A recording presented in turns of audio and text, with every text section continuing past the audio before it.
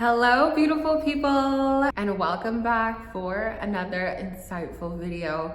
In today's video, I am going to be providing you with 5 tips that helped me reinvent myself, level up, and evolve after heartbreak. Whether you are freshly out of a relationship or you are single and entering a season of healing, this is your era, this is your journey, and this is where it starts.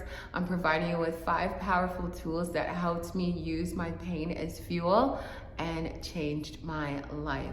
If you are new to my channel, my name is Shanice, and on here we talk about reinventing yourself while becoming your own dream woman. Let's design and attract the life that you desire.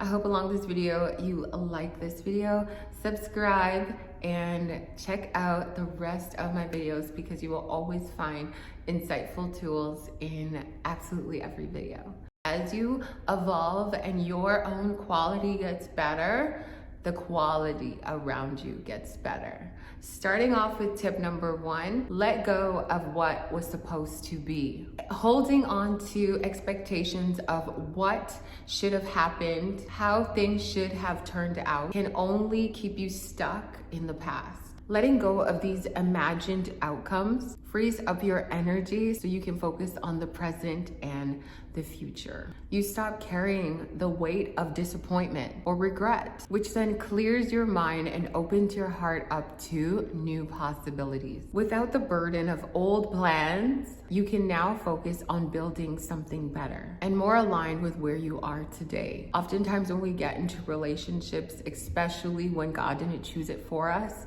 we are butthurt about it. And I just want you to know that, like, woman to woman, we are gonna all go through our heartbreaks. And I just want you to know that God always gives you better. And you really have to trust the redirection. There's been many relationships that I cried, I begged about, and I had no trust and faith in God of where He wanted me to be and go and what I would attract based on what I thought I deserved at the time.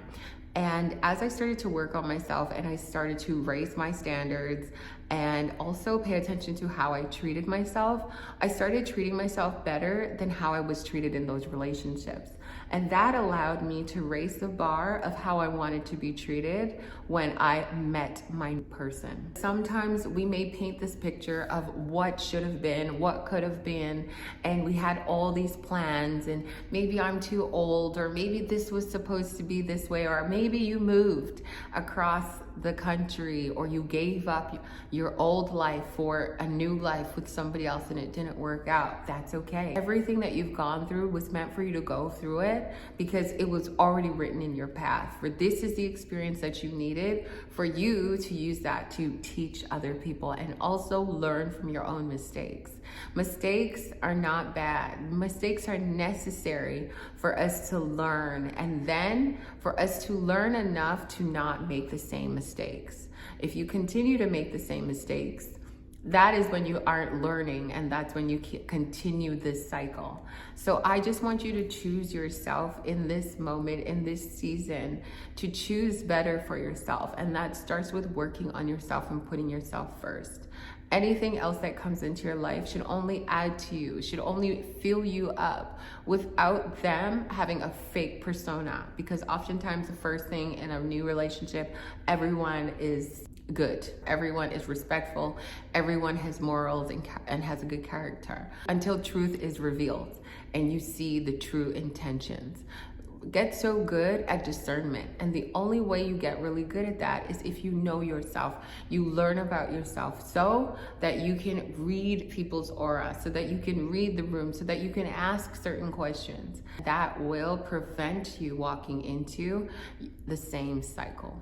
Number 2 is going to be embrace solitude to build your value. No matter how long your season of singleness takes, solitude is so important. I had no idea that I would build my value, that I would build my boundaries, that I would build my standards. I had no idea that I would become the woman I am today based on that experience alone, because I wasn't prepared to be by myself. I didn't move across the world to be by myself.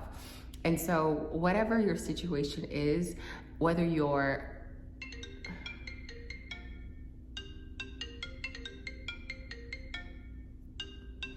Taking time in solitude allows you to reflect on your worth, set boundaries, and become selective about who and what you let into your life.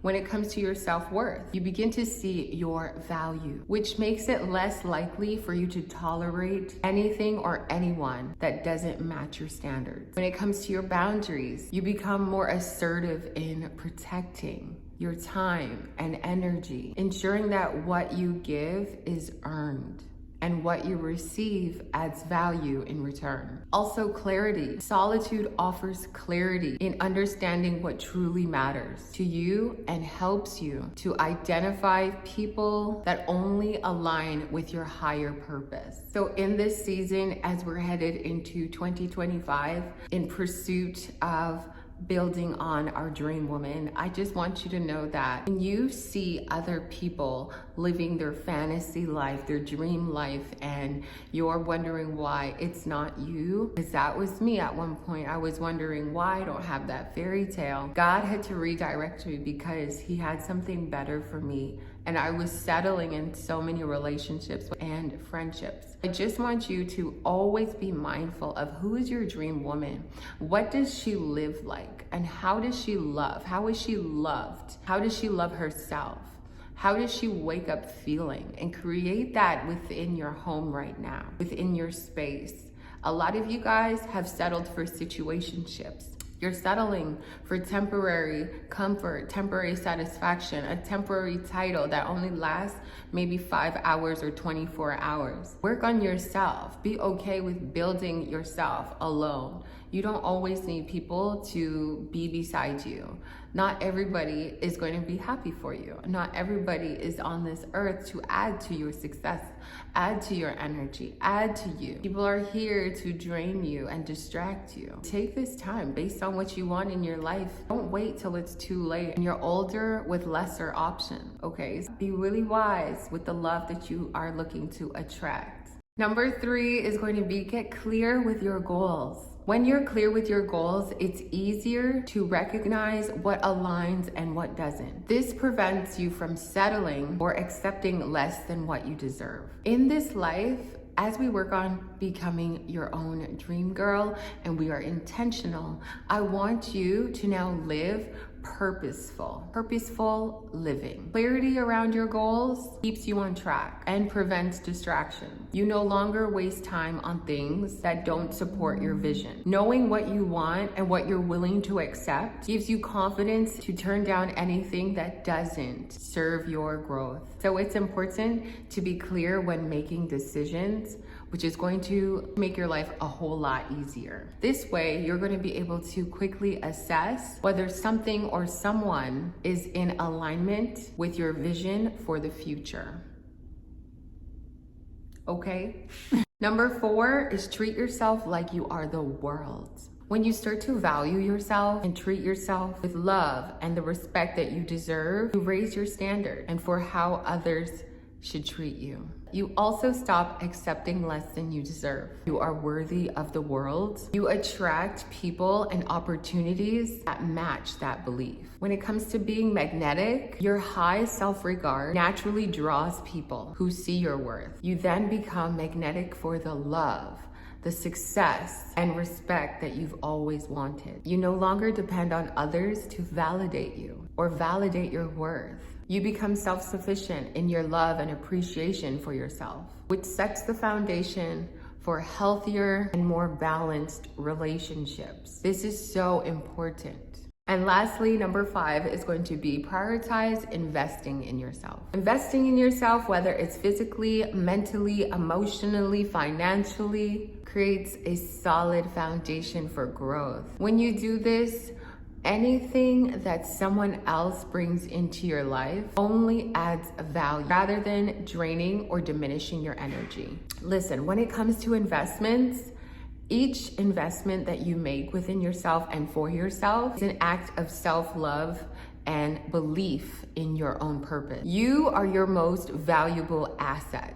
And nurturing yourself only will make you stronger in every area of your life. Building a structured approach to grow ensures you're constantly improving, which keeps you from stagnating. which opens up opportunities for professional and personal success. By prioritizing your own growth, you become self-sufficient. And when others enter your life, they complement, they enhance your existing strength rather than filling a void. Your break wasn't about just stepping back. This break is intentional and so necessary when God redirects you, because it wasn't meant for you. Whatever isn't meant for you is going to have an expiry date, unfortunately.